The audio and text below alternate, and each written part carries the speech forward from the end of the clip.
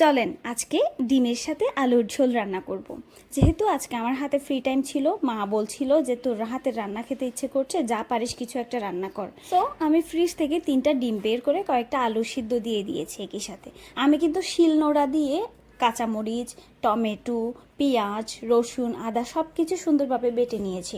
এই যে ওগুলো সিদ্ধ হতে হতে আমি কিন্তু চাল ধুয়ে বসিয়ে দিচ্ছিলাম, যেহেতু আমরা 3জন মানুষ, খুব অল্প খাবার দাবারই রান্না করতে হয়। সো এই যে আমি ডিমগুলো আস্তে আস্তে ভেজে নিচ্ছিলাম।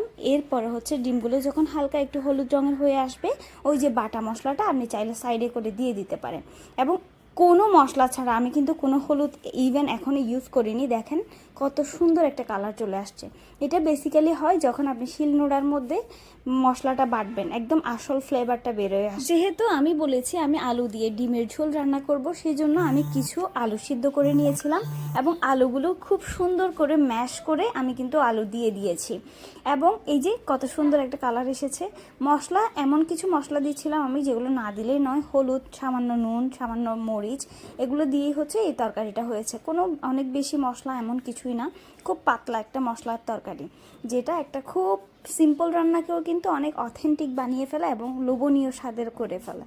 এরপর নাড়াচাড়া দিয়ে ঢাকনা দিয়ে আর 5 মিনিট রান্না করে আপনারা চাইলে ধনেপাতা উপর দিয়ে নামিয়ে ফেলতে পারেন। রান্নাটা খুবই সিম্পল, খুব চটজলদি একটা খাওয়ার জন্য রান্না। ব্যাচেলার লাইফে কিন্তু আমাদের ডিম বলতেই সব রান্না হতো বেসিক্যালি।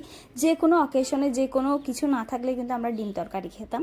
বাসায় এসেও তাই ডিমটা এইভাবে রান্না করলাম এবং দুপুরে খুব তৃপ্তি ভরে আমরা খেয়েছি সবাই মিলে। যেহেতু ডিম কারি আমার অনেক ভালোই লাগে, তো আমি তৃপ্তি ভরে খেয়েছি এবং মা এবং বোনও বলছিল যে